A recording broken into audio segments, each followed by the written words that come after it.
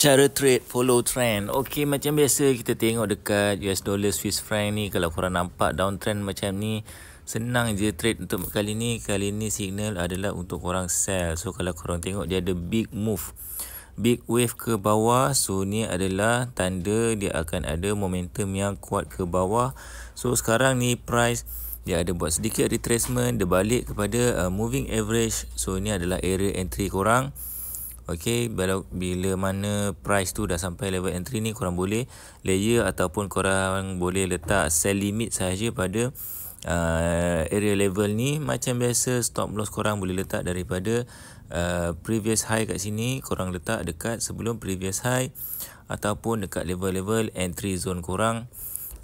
Lepas tu korang follow trend saat mana korang nak trade stop loss. Kalau korang nak set take profit, tengok dekat previous low sini, boleh set take profit lagi rendah daripada previous low. So price tu boleh turun ke bawah semula lagi rendah daripada previous low. Kalau trade macam ni, selalunya kami akan trail stop loss lah. Trail stop loss ni maknanya bila price tu turun bawah, korang tarik saja stop loss korang slowly.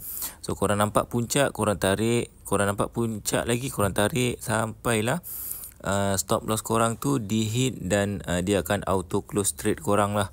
Okay, so berapa banyak lot size korang nak buka, selalunya mula dengan 0.01 lot size sahaja, jangan buka banyak-banyak. So kalau rasa nak belajar trading, masih baru belajar, buka lot size 0.01 saja dan layer banyak-banyak. Layer maknanya korang bila price tu naik, korang sell lagi. So bila korang buka satu trade besar 0.1 lot, berbeza dengan korang buka 0.01 dengan layer yang banyak. Sebab kalau korang buat layer banyak tu, korang punya average price untuk korang sell akan jadi lagi tinggi lah. So maknanya korang lagi senang profit kalau korang layer berbanding korang buka satu lot yang besar. Tapi kalau modal korang besar, $100, $200, boleh terus buka lot besar sahaja terus, tak payah nak pening kepala.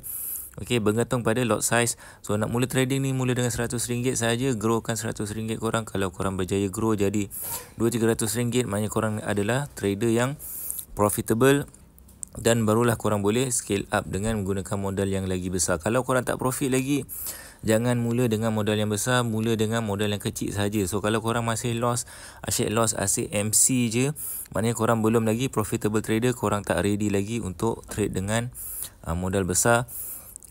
Tu je nasihat kami. Kalau korang ada apa-apa masalah, chat DM kami di IG dan TikTok Prof Duit.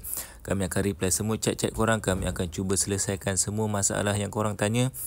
Kalau korang nak belajar tips-tips trading lebih banyak, korang boleh tengok dekat YouTube channel Prof Duit. Subscribe dekat YouTube channel Prof Duit, follow kami. Lepas tu join Telegram Prof Duit. Link semua kami letak dekat bio. Korang boleh check link-link tersebut.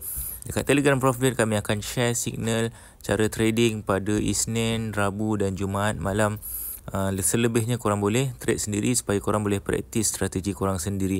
So kami akan ajar apa yang kami mampu saja, lebihnya korang belajar sendiri. Okey, kalau korang rasa video ni membantu, share pada rakan-rakan korang. Jumpa lagi dalam video akan datang.